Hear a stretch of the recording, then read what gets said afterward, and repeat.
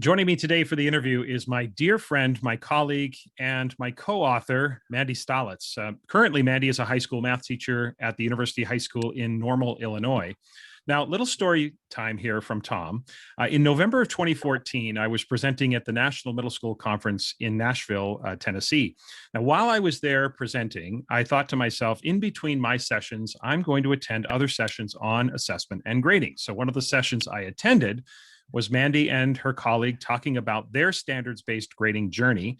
And within 10 minutes of that presentation beginning, I had already sent an email to Mandy saying, "Hey, I hope it's okay that I emailed you. Not trying to be the creepy old guy in the back of your session, but we need to talk." And the rest, as they say, is history. It did not take me very long to figure out that Mandy was and is an exceptional educator who deserved a much broader platform. Mandy joined our Solution Tree Assessment Center team as an associate in the spring of 2015. And very soon after that, she and I, along with Garnet Hillman, co-authored Standards-Based Learning in Action. She and Garnet have also since co-authored the book Coaching Your Classroom, How to Deliver Actionable Feedback to Students. That came out in 2019. And the two of them have another book on the way this July that we're going to talk about that book a little bit later. So I'm really excited to have Mandy on the podcast. Mandy, welcome to the Tom Schimmer podcast. Thank you. I'm excited. Yeah, I'm really looking forward to this conversation. I mean, you and I talk all the time, and certainly, full disclosure, we work closely together and we've done trainings together. So this is going to feel like a conversation that we've had many times before. So I want to start with the context of the past 14 months and, what the last 14 months has looked like for you, because you are still a full-time classroom teacher and you've been navigating the pandemic. So I'm wondering, what has it looked like for you over the last 14 months for you and your colleagues at University High School? So last summer, we were fully prepared to come back to school. We were coming back 5 days a week. We were excited.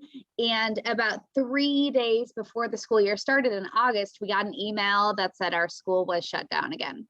So the cases were spiking around us. So about 3 days before school started, we got the email that we were turning back to full remote. So while we were all in our classrooms setting them up, we had to change directions just last minute and go back fully remote. So we remained fully remote from August until about mid-October. And in mid-October, we came back hybrid. So our hybrid system was splitting the kids. So they either came on Monday, Tuesday, or Wednesday, Thursday. Everyone was remote on Friday, but we were teaching many different groups of students at the same time. So our classes were always synchronous, or I guess we had the option to have asynchronous, but basically if we were teaching, the remote learners were Zooming in. So we were teaching in-person learners, hybrid learners who were home on that day, as well as students who chose to be fully remote. So there was a lot of different platforms and a lot of different kids to navigate. Our cases spiked here again around the holidays. So we, after break, went back fully remote again.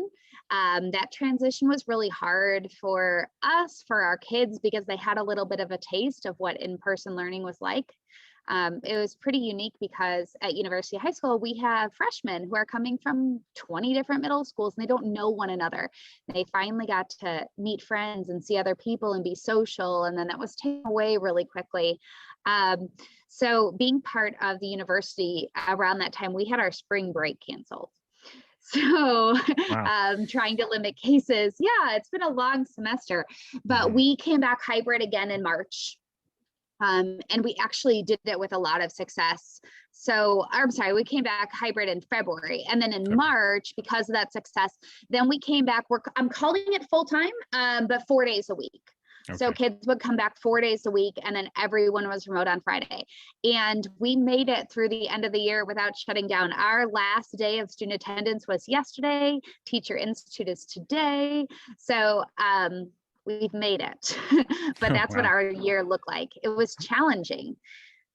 It's to say the least. Yeah, it's interesting when you talk about the freshmen. It's something I hadn't really thought of, was the idea that here they come from, you said 20 different middle schools.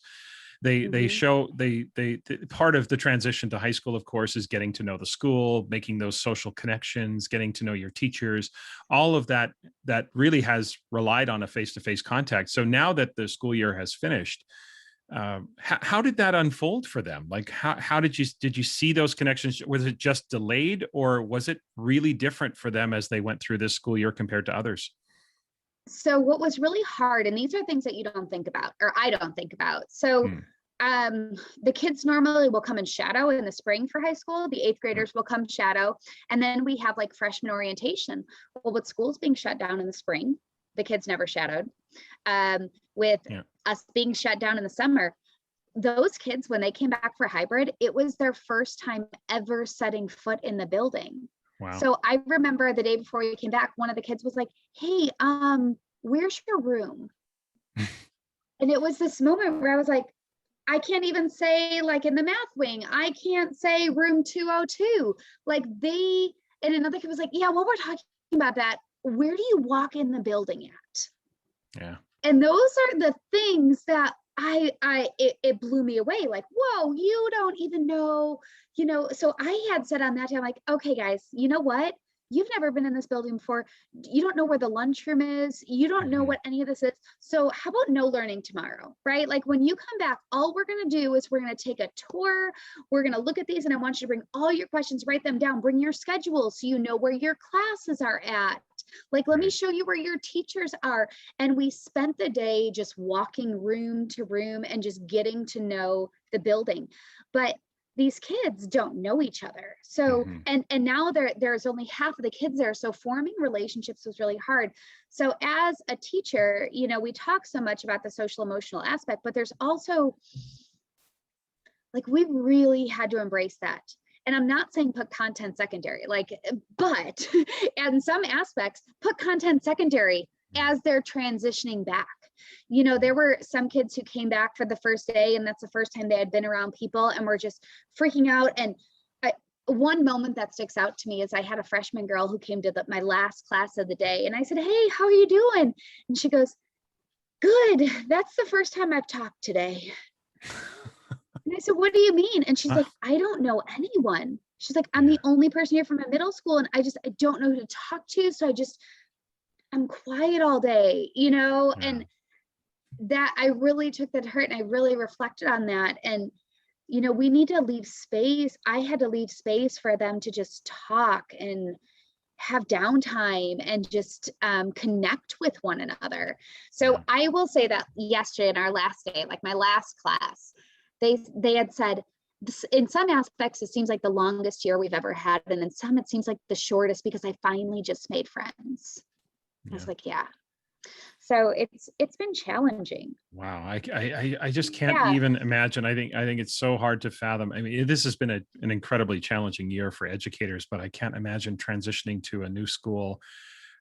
Equally challenging for students, but those friendships and those connections they normally make as they enter high school, I can't even imagine that. Now, when you all were remote, or even like when you were remote, were you running a full day schedule? Like, were you running the schedule as you always had run the schedule, or was there a shortened version of that? No, we modified our schedule, but we were running a full day schedule. So instead of them going to first hour, second hour, third hour, fourth hour, we transitioned to a block. So we had 4 classes on Monday, Wednesday, the other 4 on Tuesday, Thursday. Then on Friday, we ran a shortened schedule where they did see all their classes, but with a late start. And then when we were remote, we had a requirement. Our requirement was at least 100 synchronous minutes per week. Yeah. Wow. So when you look at, how obviously everyone's anticipating that come the fall, things will be somewhat back to normal. Again, normal has to always be spoken with an asterisk, right? What does normal look like? But I think that we'll be closer to quote unquote normal come the fall. But when you think about some of the adjustments you made to your teaching practices, from last spring, obviously 14 months ago when the pandemic really hit in March of 2020, You obviously have made some very significant adjustments to your instructional practices since then. And so as you head into the fall and you think about what changes you've made to teaching and in how you approach learning, which aspects of those adjustments, or which adjustments, I should say, are now going to be a habitual sort of permanent part of your instructional repertoire? Have you made any changes that you now realize, like, I should have been doing that all along, and I'm now going to continue to do that with my students this point forward? Yeah. So I'll share a story with you because this is the story that really changed everything for me. When we first came back to hybrid, I don't even remember what the context was, but I said something about, so it was in an Algebra 2 trigonometry class. Those students have taken Algebra 1. And I said something like, oh, and this is a quadratic. And I remember one of my students said, I don't know what that is. And inside my mind, I said, how do you not know what that is? But I'm not gonna, I said, oh, so let's talk about that. And we started talking about, we started exploring it. And she goes, can I give you an honest reflection? And I said, yeah. And she goes, last spring, when we were, when schools got shut down, she goes, I became such a passive learner. Now, this girl is a dedicated student. She goes, I sat at my computer every day. I listened to all the lessons, but I never spoke back. She goes, the words, the language that was taught to me, I have never said those words. I've heard them. Someone's told them to me. But I basically then took what someone told me and I put it on paper and I don't own it. She's like, so now when people reference that learning, I don't have it. And she goes, and that's really hard for me because I'm such a dedicated learner. And that started really getting me thinking about what happened, like just the changes that have happened for these kids, right? The fact that a dedicated student was like, yeah, I learned it. I did what you told me, but I don't own it. That's something that I started really reflecting on. Mm-hmm. Those high intensity, low frequency words that those aren't in their vocabulary. They're not, because they haven't practiced them. They haven't communicated. There hasn't been that discourse. So how can we expect them to tie new knowledge to old knowledge and like build on their existing understanding of this concept when they've never actually done it? They've had it taught to them. Like that was something that I really learned. And it's probably the one conversation from this year that's had the biggest impact on me. So I have really this year embraced learning progressions. In a way that I've never done before. So in the past, being standards-based, I have taken my standards and I've deconstructed them.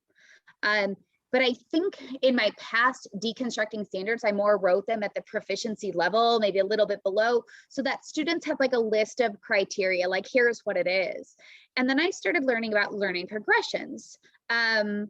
Actually from a conversation that you and I had, and then we continue to explore, but that's actually breaking down the standard from the least complex to the most complex in those targets. And I've been very intentional about when I design my learning progressions, writing them so that the lowest level of complexity actually addresses the prerequisite knowledge that they need as they enter my classroom. And then I write them all the way up to an advanced understanding of the standard. And I talk with my students about that kind of being a learning ladder. Like you've got to find your rung. You've got to find where, you don't need to find where you're at. I need to find where you're at. I need to use assessment in a way, not to say, well, you should have learned this, but actually figure out, okay, so what did they learn? So they're here. So how do I get them here? And it's been really interesting as I've designed learning progressions instead of just deconstructed standards this year, because I can see, okay, they did learn that, or they didn't learn that, or like, I can look target by target, kid by kid, and I can better differentiate. I think in the past, I've acknowledged that prerequisite knowledge. I pre-assessed it informally, and I almost did it like in a kind of like a reteaching manner, like, okay, you've seen this, let's review this. But some of them saw it, but did not internalize it. So I've had to be more mindful about creating those progressions and finding a student's place on that progression. Right. I think that, I'm not going to say that that's an acute change. Like that's been a significant change in my classroom, but it's one of those aha moments where I was like, how did I not do this before? Mm, What, it's one of those that you don't know until you learn. And now I've right. learned and I couldn't transition back. Um, I, Go ahead. Sorry. No, no, it's interesting that you bring that up because I have found myself over the last number of months working with a lot of schools and school districts and teachers on this very notion of learning progressions and specifically the assessment planning alongside the unit planning, because you used a phrase or an expression, finding out where they are, and that sort of multiple levels of entry, points of entry for students makes Right. things a lot more inclusive for them. And I've found that being very intentional about that is something that, again, it only makes us more effective and precise and more efficient in our assessment practices. So I love that you're looking at it that way, because I think that's a really powerful practice.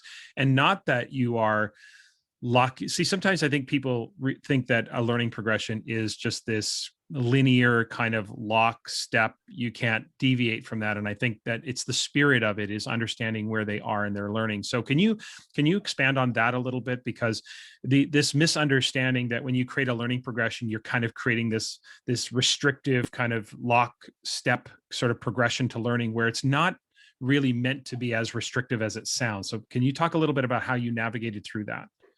Yeah. So, I'm gonna answer your question in a minute, but I'll say like the other thing, the other acute change that I've made is really prioritizing standards as well. Oh, okay. Yeah. Um, and I think that's important for this progression conversation. Is I did have to like I can't get through the same content that I always have at the same rigor level, but what I Right. could do is I could look at my classes and at the end of the year and say, what do I want kids to know, understand, and do? What are the non-negotiables for them to be successful in the next course? Like, got it, let's backwards design and let's actually like almost prioritize the priority standards for this year and Mhm. figure out which ones are the most important. It doesn't mean that the other ones aren't being assessed or aren't important. It's just that we've really outlined some non-negotiable learnings that need to Right. happen. So those prioritized standards are the ones that I've created the learning progressions around, because I do want the rigor, like pandemic or not, we do need to respect the rigor level that is demanded of our priority standards. And I Right. need to get my kids there. So, what I have personally done with those learning progressions is I've designed an assessment plan that mirrors that progression, so I can not only like find a student's entry point but actually like support them and lift them up as they're climbing the rungs of that ladder. So I have intentionally designed the summative assessment first, so that way we have a clear target. Like here's not the top of the ladder, but like here's the target level. Like I'm getting you here, I promise. And that's clearly communicated to students. And then what I've done is I've designed many formative assessments that are actually aligned to my instructional, into my learning progression, starting at the pre-assessment level. So those assessments, like I'm not saying I'm over testing these kids, I'm actually over observing them, right? Like I'm very tuned into like listening to their words, looking at their body language. Now that we're back in person, like are they uncomfortable? Are they engaged? But I've designed many formative assessments, both formal and informal on the spot assessments that are aligned to those progressions. For those targets that are like hard to learn and hard to teach and require some intervention time, those might be my more formal formative assessments, or the more obtrusive ones where we actually stop learning so that I can get real data to intervene with. But I know that how I just described that made it sound very regimented. Like at this one, we assess this way, at this one, we assess this way, but it's fluid. Like what I haven't talked about yet is that daily planning comes last. I know the progression, I know the journey, and I know where we want to end. So I've actually designed those assessments intentionally in advance of teaching. So that way, when we get there and I collect that data, then I can actually plan the next day. So maybe I see that all of my students have mastered this target, so I can skip over that one. Or maybe I just see the small group needs like some in-class, just, quick intervention with this target. So I'm going to plan this for tomorrow. So I've created this assessment plan that aligns to my learning progression so that it's not so concrete, but it can be fluid and based on the needs of the kids in my class. Right. It just, again, speaks to the idea that the more that you plan ahead of time, Cassie, Nicole, and I talk about plan with precision, respond with agility. Yeah. This idea, it feels like a dichotomy, but it's not, because the more you're planned in advance of the instructional progression, the more you have the flexibility to react and respond, knowing what those benchmarks are for sure. I want to turn our attention to the students, because obviously, the big issue coming out of COVID is the levels and degrees of trauma that students have experienced. And I'm going to set that aside, not trying to underplay that, not trying to dismiss that, have to acknowledge that. But I want to focus on, because that's going to require some very serious, sometimes personalized interventions for those learners. And there, it isn't just about learning, it's about them as young people for sure. So setting that aside, I want to think about, from a learner's perspective, coming sort of, and I know we're not out of COVID yet, but coming out of COVID, do you think that the pandemic has permanently changed learners and the way students approach learning when and if things get back to a level of normalcy in the fall, or maybe they have for some schools this spring? How do you think learners have sort of permanently changed in how they approach learning, and if so, in what ways do you see that? Okay, so I think we can all agree, like, as things get back to normal, that there was no learning loss. Nothing was lost along the way. But when my kids transitioned back to full-time learning, I was so excited. Like, it was like the day before vacation, I couldn't sleep the day before. I was so excited to just have this active, loud, like, classroom. I was missing that chaos in my life. And I remember after the first week, I was really sad. And it was because, like, while there wasn't necessarily learning loss, and maybe another teacher might have had a different experience, what I found is that my students didn't make progress, or maybe even lost some of the learner qualities that they had developed over the years. Without that support at home, it was really easy to just grab the cell phone and, like, be scrolling through while the teacher was talking, or it was a lot easier to give up when learning was hard. So I know I took your question and went in the other direction, and I'm going to turn it around in a minute, but that was one of the things that struck me as a goal for myself moving forward, is that not only teaching the content, and getting frustrated for the lack of the skill. Like, I can't get frustrated with the lack of a learner quality if I'm not focusing on teaching and providing feedback on that learner quality. So I'm hoping that that's not a permanent change, but I think it's something that we need to be mindful of learners, because they do need to be coached back into those strong qualities. However, I've seen a lot of great things come from my students, and this is something that I hope goes with it. With those learning progressions, one of the things that I've been really mindful of doing, whether it's in a remote or hybrid or in person, but if they see that learning progression, and if they see that journey from, like, least complex to most complex, my hope that I was really trying to teach students to dive into was self-assessment. Do you see where you're at? Do you see where you need to go? So do you know, like, what you're learning, where you're at, and how you're going to get there? And what I have seen in students that gets me really excited is some of those self-regulatory skills. I will have students who come back, now being a math teacher, that'll come back and be like, I've got this. I don't need to keep practicing. Prove it to me. You're right. You do have it. So I hope that students, they were forced to self-regulate, and they were forced to self-assess, obviously with the guidance of a teacher, but the teacher's not standing next to them and looking at their body language and looking at their work. So it's their responsibility to kind of gauge their proficiency. And I think that that's one of the things that I think my students, I've seen that students realize that they don't need to be sitting in a classroom looking at something to learn. That learning looks different, that they can find their own resources, they can collaborate in different ways, and they can also self-assess and see where they're at or what they need, and then they can learn to advocate for themselves. So I think my hope moving forward and what the permanent piece is that students understand themselves better at learners, can better advocate for themselves, and can better design their own learning journey and kind of advocate for themselves and talk about where they're at, what they understand, and kind of understand how their brain processes information and how much support they need.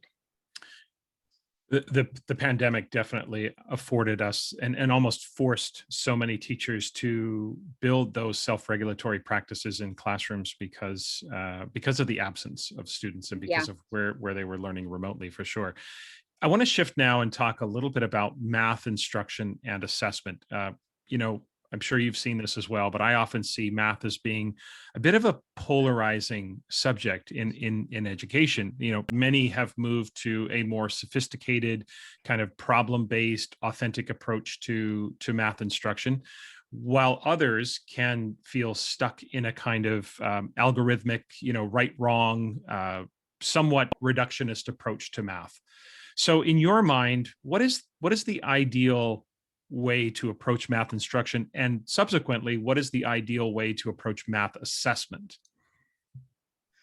All right, so I want to make sure that when you say ideal, I don't have all the answers, right? But here's my philosophy, and this is my belief, and this is. A few years ago, I started scoring EdTPA. You guys don't have EdTPA in Canada?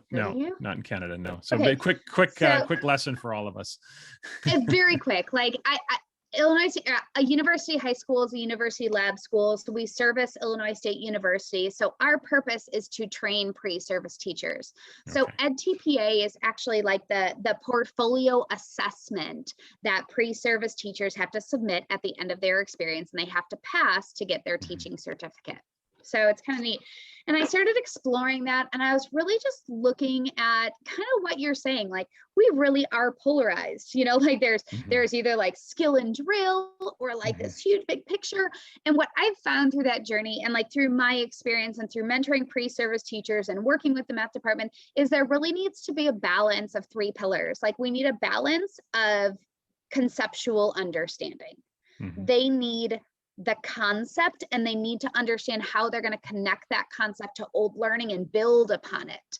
We then need to balance that with procedural fluency, right? So that old antiquated practice of not skill and drill, but procedure, let's actually practice this procedure and let's make sure you own it. That is still part of the process. If they understand the concept of fraction addition in middle school, but they understand the concept and they can't actually do the procedure, well, they're going to be at a disadvantage. So we need to balance that conceptual understanding with the procedural fluency. And then we bring in that third pillar, which is actually reasoning and problem solving. And I think that every single one of those needs to be balanced. There does need to be a balance of all three. They do need to understand the concepts behind what they're doing. They do need to understand the procedure that happens. And then they also need to have that kind of their reasoning, the argumentative literacy behind it. I can convince you that this is the best answer. I can reason through it. I can look at a wrong answer and let you know where the error was. I can problem solve with this. But I think that it does need to be a balanced system between those three. If we are just really skill and drill heavy and only focus on that procedural understanding, then the connections that kids are making and the ability to reason and problem solve, that's going to be lost. But again, if we focus on one of those others without the procedure, then they're not going to be able to complete those higher level tasks. And I do think that as we think about the balance of that conceptual understanding, procedural fluency, and then reasoning and problem solving, and incorporating each of those, our assessment plan, as we look at designing that in advance, we can be mindful about designing that with a balance of all three. When we are creating learning progressions or our assessment plan, and we start out with targets that are really low depth of knowledge, they are very procedural. Well, then let's go ahead and let's do that procedural understanding. There in an assessment architecture, there is a place for those lower level questions, just to make sure that they've got the concept and they've got the procedure. And then when we look up our learning progression, we want to make sure that we're looking at the verb and that our assessment plan matches what the target is asking us to do. But I think at the end, we do need to reflect, to look at our entire plan and find a balance between those three. Okay. So you don't see them as neither of those three are a higher priority or something you would emphasize. You see them as three separate, not separate, but you see them as three balanced, equally important ideas around math instruction and what kids need to learn. And if one is missing, it obviously leaves a deficit in sort of the big picture of math. Is that how you sort of view those? I really do, right? Yeah. And with a focus on skills over content, like we want them to have these skills, like there will be standards where the verb is just solve, or the verb is just, add, and it's okay to have that procedural fluency, have a larger focus with some of our standards. Right. But when we look at a well-rounded student and we're moving them on to the next level, I think that all three of those do need to have, maybe not equal. There could be a little bit of a sure, unbalance there, but all three of them are important, and right, all three of them are necessary. So would it be would it be the idea then that, not every standard is going to necessarily incorporate all three, right, but in the totality of the experience in right, your math class, that students will have more than an adequate experience with all three of them, so they come out of the class having not just focused on, as you say, the drill. You call it drill and skill. A lot of people call it drill and kill. The idea of just worksheets and solving. And it's always the case where it seems like whenever we take an extreme position or we kind of go all in on one side of the ledger, we're leaving an incomplete experience for the learner. So I love the idea of always having in the back of your mind the idea of concepts, procedures, and problem solving and reasoning, and having that sort of interplay between all three of those. So that leads me to thinking about feedback. And of course, I mentioned earlier that you and Garnet had published the book Coaching Your Classroom, and talking about actionable feedback. And I'm interested in two things, and I'll sort of let you run with this. One is why coaching? Why did you guys decide to title your book Coaching Your Classroom? And specifically, what are the keys to effective, actionable feedback in a math classroom? So the reason why we called it coaching, so Garnet and I, became good friends over the years, and both of our kids are just heavily involved in sports, and we talked about our own experience growing up in athletics or just band or anything where we were an active participant in learning something. I don't even know how this conversation, we were just talking about good teaching, what that looks like. And we started thinking about where we got the best feedback. And we started talking about coaching, and I think we both started attending our kids' practices, or going just through life and looking at what it meant to teach and what it meant to coach. And I want to be very, very, very clear that the book and our ideas are not a comparison of teaching and coaching, right? It's not one versus the other. It's not that right, coaches, it's not that. It's looking at the parallels between teaching and coaching and looking what we can learn from one another. When you walk into an athletic practice, and I know I've heard you say this as well, when you walk into an athletic practice and look at who's doing the heavy lifting, who is the one that is actively stretching and pushing themselves and really growing through that practice, it's the athlete. So if you look at what the coach's role is in a practice, in a situation, it's assessment. What a coach is doing when they coach at a practice is they are assessing and providing feedback. I've spent a lot of time over the last few years actually just sitting and watching practices. And looking at what the coach does. They're actively looking around, observing, like they might stop two kids to reteach a skill. Now then, they might stop practice to say, hold up, we need to come back together, remind ourselves of our goal. Let's talk about this together. Now you go back. There's a time and a place for direct instruction, but then there's also a time and a place for active observation and assessment and feedback. And we started looking at that, and me being at a university lab school that trains pre-service teachers, I started reflecting a lot because there's such a focus in pre-service education on the lesson plan. What are you going to do? And I view that as really teacher-centered instead of student-centered. Like assessment is starting to gain some traction. Like we are starting to talk more about assessment, but when you have this great lesson plan, it's all about what you are doing and how you are delivering content and how you are assessing, where really it should be about like, what is the student learning? What is the student doing? And then how are you actively watching, observing, reacting, and providing feedback? And we had a lot of talk about just what it meant to coach your classroom. Like teaching, when you just think of the word teach, it sounds like someone who possesses all of the knowledge that is teaching it to someone else. And while in some respects that's true, like what if you coached learners through that new knowledge? What if they were the ones that were doing the heavy lifting? Like there's definitely a place for direct instruction. Don't get me wrong. Like as a math teacher, heck, I need to do a lot of direct instruction, but there's also a lot of moments where I could just turn that learning over to them and I do the coaching through that process.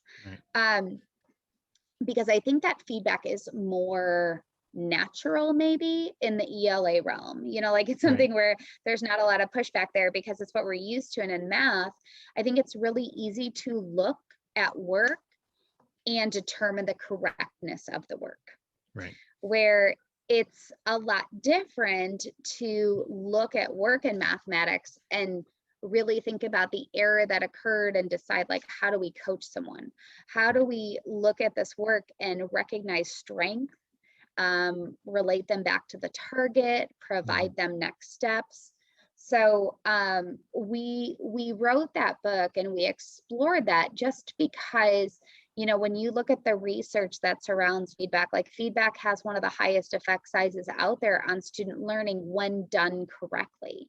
And it doesn't matter what realm you're in, there are moments in each of our classroom where we can turn learning over to the kids, let them be the active ones and allow ourselves an opportunity to coach, to see body language. This year was hard, but it was really easy in past years to see hunched shoulders or disengagement and to lean in. But if it's a teacher-centered classroom, there's often not that space to observe those moments. So through that book, we had given some feedback models, some structures to guarantee that each learner is getting the same amount of coaching. But it's one of my passion areas for math because I am so sick of people walking in my classroom and saying, I'm not a math learner. Yes, you are. Every single kid learns math. Let me coach you. Let me provide you feedback. And so that's where we were at with that. It's my passion project. I love it. So let's just explore this a little bit. Maybe put it into context, but what are one or two of your favorite feedback strategies that you use in your math classroom specifically? Yeah, so we actually did a lot. I've gone through this journey, but I'll tell you my two favorite. Two favorite is one of them is not like a real structure. It's just something that I've developed over time. Whenever I provide feedback to a student in my classroom, whether it be written on their work or whether it be me coaching my classroom, walking around and stopping to a kid, the first thing that comes out of my mouth is a recognition of a strength or where they're at. No one is that far off, that I can't recognize something, whether it's an effort, whether it's engagement, whether it, like, I start by thanking them or recognizing them for where they're currently at. So for me, that means that when students do that, I get different body language. I get a different reaction. I get students that are, oh, you recognized me. You saw me in your classroom. Got it. So I might say, hey, thank you so much. Like, I love that you're highlighting, underlining key information in that problem. That's exactly what I've taught you to do. Their answer could be way off, but let's recognize the strength. Let's recognize something that they did that's a good learner quality. And then I try to relate it back to the target. So like my structure in my classroom is 3 steps. Start with the strength, relate it back to the target. Remember that what we're trying to do is this, so remind them of our goal. And then number 3 is provide them an actionable next step. So that could either be like something with the word next, or now I want you to do this, or remember this chart that we have up here. I want you to re-look at that. Something that when I walk away or when I put that paper on their desk, that they have an action to take. Right. So then if that's written, the next 10 minutes of the next period is reacting to that feedback and responding with it. Not me writing it and then they can put it in their folder and be done with it. But now the next class period where we are actively getting back on the work. Another structure that I really like that I use in my classroom a lot is TAG, T-A-G. So I use this a lot for teacher to student feedback, but also for peer feedback. T stands for tell them something you like. A stands for ask them a question, and G stands for give them an actionable suggestion. So I model that with kids, but then I also ask them to use that same structure. So when we are doing peer feedback, oh, I like that you did this. Why did you do this? Can I suggest that you do this? That obviously can't happen unless students do have a partial proficiency with the target, but those are 2 of the structures that I like using in my classroom. It not only gives student action, but oh, sorry, go ahead. No. I was going to say, when you use TAG, do you use that as a partnership, or do you like to use that with, say, a group of 4? Because obviously it lends itself to the TAG, it lends itself to that, and then it comes back to the student who then acts upon all of the statements. What kind of structure do you use with that? I tend to just do partners, but like my classroom pre-COVID was always groups of 4. So we would do it in that, so that way there were more minds coming to the table. Right. But I tend to just do it with partners. Yeah. That makes sense. I mean, obviously during COVID and limitations in terms of contact and other, I mean, I think the point is you can do it under any sort of condition, whether it's a partnership. And I think I love that structure for that peer assessment and engineering those opportunities, because sometimes we put kids into peer assessment situations, but they don't know what to say to each other. So guiding them with some structure like that can really help them. Tell us about the new book, Mandy. This July, you and Garnet have written a new book called Assessment as a Catalyst for Learning, Creating a Responsive and Fluid Process to Inspire All Students. So tell us a little bit about the book and what listeners or readers can anticipate when they get their copy in July. Yeah, so this whole book came about, and I'll talk about the assessment piece, but assessment, like when I went through school or when I first started in education, assessment was something that I did to kids. Right? Like it was something that I did to them to get them to learn, or like to provide like a value judgment on their learning at like this arbitrary date that I picked. And like assessment over the last couple of decades has really evolved. But at the end of the day, like assessment is a process. And assessment is a learning experience, and assessment is a gift. Like assessment is something that you do for kids, with kids, not to them. The title came about because it was actually Garnet. Garnet was presenting one day, and after her presentation, someone came up to her and said, I get it. I've had my aha moment. Assessment is learning. Like it's not judging, it's learning. And Garnet had called me and said, this is what we did. And I was like, all right, like that's our title, that's what we're going with. And of course, titles get changed. So assessment as a catalyst for learning is where we're at now. But it's the whole premise that every single person learns from assessment. Students learn from assessment. Teachers learn about what comes next. Teachers learn about their learners.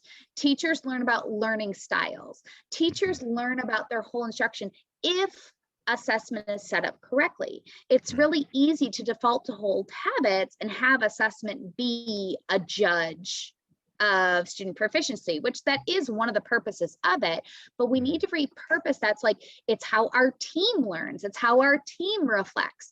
And it's really just about not assessment as a single event, but as a process over time that supports students and teachers. Right, right. I mean, in some ways we can look at assessment as feedback from the students to us in terms of how we understand where they are, how we make adjustments, how we respond in those situations, and the information runs 360 degrees for sure. These are very exciting times for you, Mandy, because not only do you have a new book coming out in July, but you have a new job next year. So tell us a little bit about the new job.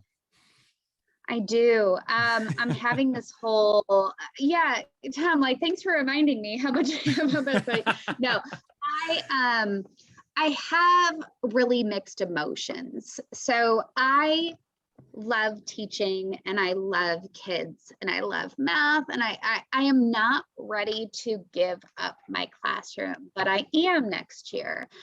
So my new role for next year is I'm going to be the curriculum and research coordinator for the laboratory school district. And we are, like, I just accepted the job this week. Today is my first day in my not set up office. So like, we're still really learning what this job looks like, but I want to have a direct impact on kids. Like, that's it. I want to have a direct impact on learning. And I felt like I had that in my classroom, but it was a very small group of kids. So next year for our district, I am going to be working on a standards aligned curriculum, sound assessment practices, sound grading practices. My new job is going to include a lot of professional development, a lot of analyzing data through assessment, instructional coaching, but also being part of the university. One of the jobs of our school, one of our missions is a research component. So I'm also going to be helping our teachers conduct research around some of the practices that we are trying in our classroom and what impact that has on learners. So my answer is kind of vague because I'm still learning exactly what my job is going to be that I start in August, but I'm hoping that I can really impact more kids next year. Well, knowing you as I do, and obviously I'm a little biased, but I think they could not have picked a better person for the job. I think you are so well suited for that job, and I'm excited to hear about how that unfolds. So we're going to shift now, Mandy, to 3 questions as we finish up today. As you know, 3 fun questions that kind of give listeners a chance to get to know you a little bit on a personal level. Nothing too intrusive, but just some fun questions that kind of again, personalize things for you, not just the professional side of Mandy, but a little bit of the personal side. So here's the first question. I'm so nervous for these. So nervous. Yeah. Okay. They're not that big a deal. All right. Here's the first one. You know that I'm a preparer. I know that. you are. So I feel like you definitely are. Me. Okay. That's right. Yeah. Listeners, you should know that whenever you try to do anything spontaneous with Mandy, it stresses her out because she's definitely a planner and likes to have things organized. That's for sure, which is one of the reasons I love working with you and with Garnet when we planned our trainings and all of that, because I know you're on it. Okay. First question. What weird food combinations do you actually really like? What's the weirdest food combination where you think to yourself, I don't know, everybody else thinks this is gross, but I love it? Okay. Weird food combination. Okay, I don't know. Everyone thinks this is weird, but my mom made this all the time growing up. She would always take dill pickle spears and wrap them in cream cheese and then wrap it in a slice of ham, and then slice it up. And that's like hands down my favorite snack. And I get 2 reactions to that. like my mom would always bring it like as like bring a dish, and that's Yeah. what she would bring, and it was my favorite snack. And some people like see it and they're like, oh, I love that, I haven't had that forever. And I was like, see, it's normal. And then some people look at that, they're like, that's so gross, what are you eating? Have you ever had it? I have not, but I'm definitely going to try it. Don't knock it till you try it, right? Yeah. So tell me Okay, so again, that's my it's answer. Dill pickles, pickle cream. spear, Yeah. cream cheese. Well, actually, so you lay out the ham, you lay out a slice of ham, and then you Okay. put cream cheese like on top of the ham, and then you put the Yeah. dill pickle Yeah. spear in there and Okay. roll it and Yeah. then cut it up. Slice it. Yeah. Little toothpicks on a fancy plate, and you've got yourself an hors d'oeuvre, right? This is not fancy. You just fingers. Can't we upscale it? We can make it a little bit fancy. We'll use fancy Fine, pickles. there. Expensive Yes, ham. fancy pickles. All right. Question 2. What is the most expensive thing you've ever broken? Ah,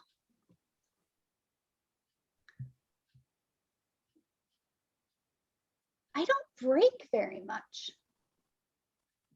Okay, I'm really good at backing my car up out of the garage and taking the mirror off.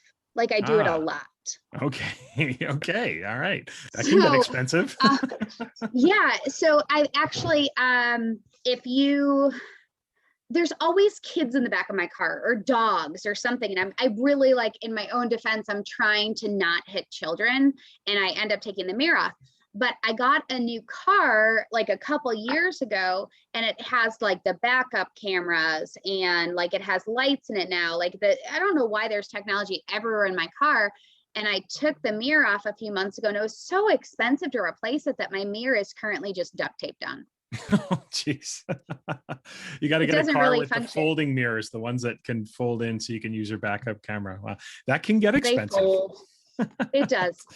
I'm Oh, it sure I've does. broken something more expensive, but that's where my mind Oh, well, goes to. that's pretty expensive. Okay, Yeah. question 3, last one. What outdoor activity haven't you tried yet that you really want to try? What's an outdoor activity that you look forward to trying one day? Ugh. Okay, I don't like danger. I don't like danger at all. I like my feet on the ground. I enjoy safety. Um, I know you wouldn't expect that about me, right? Yeah. So when I'm thinking about outdoor activities, like my mind goes to like all of that, which, okay, I know. I like one thing on my bucket list. So this is just, it does have to do with outdoors, is I want to see a whale. Like I want to go whale watching. And this is funny because Tom, where were we at? We were actually at a conference together. I went on a whale watching tour. Where were we? Long Beach? Long Beach. Okay. Yeah. So did I tell you the story about like No. when we went on the whale watching tour? No. Okay. So my big thing in life is like one thing on my bucket list is I want to see a whale. Mhm. I really have you seen one? Yeah, I have. I'm sure hundreds. Yeah. Yeah. Okay. So when we were in Long Beach, my husband was like, he booked a whale watching tour for us because he knew how bad I wanted to do this. And I was so excited. And we went out and they're like, this is the perfect season. Like, this is going to be great. And then they go on the intercom and they're like, oh, we see our first whale. It is the toothless whale, also known as the common dolphin. And I might have that wrong. Toothless. Anyway, so this whale that we saw was actually a dolphin. So it got my hopes so high and then so low at the same time. So we did not see a whale on that tour. So I think that my outdoor activity was I do want to go whale watching and actually see one. Well, it is an activity and it is outdoors. It's not very It's not active, really. but I understand what you're saying. Yes, certainly where I live in my part of the world, and especially on the west coast of Vancouver Island, whale watching and whale sightings are quite common for sure. So you'll have to come up, bring the family up to the Pacific Northwest, if you will, and get on the coast and see that. But yeah, it's too bad you didn't see a whale on that trip as well. Okay, I've got one final question for you, Mandy. It's a question I ask all the guests on the podcast. Of course, it's about success and happiness. And it's a pretty simple question. If a random person stopped you on the street and asked you, what is your definition of success? How would you answer them? My definition of success would just be finding happiness in your Mhm. day-to-day job, like especially in education, like no one goes into education for the success that is defined by like money, like that's not why we go into this. But at the end of the day, I feel successful because I find joy in my day-to-day interactions. Like Mhm. I'm happy, I'm making an impact on others. So I think success is just finding your purpose, finding your place, and finding happiness in that place. Yeah. Like I'm so successful because I'm doing exactly what I want to do. Mhm. It's, you're talking about the day to day. I think so many, talk about how the more we can live, I know it sounds cliche, but the more we can live in the moment or live in the now, the happier we are, instead of always thinking about the future or the past, just thinking about today and making today the best day. And like I said, it sounds cliche, but I think there's a lot of truth to that idea. Listeners, No, you it definitely works. should follow Mandy on Twitter. Her Twitter handle is at Mandy Stalets. Mandy is also one of the 4 co-moderators of the All Things Assessment chat. That's hashtag AT Assessment. That chat happens every other Tuesday. So we just had one this past. So a week from tomorrow will be Yes. the next chat. So if you want to check that out, and we will be taking a break over the summer and then coming back in the fall as well. So really thrilled to have you here, Mandy. Looking forward to hearing about the new job. Looking forward to reading the new book. This is going to be the summer of Mandy that's happening over for you. That's very exciting for you. So Mandy, thanks so much for being here today. Thank you for having me.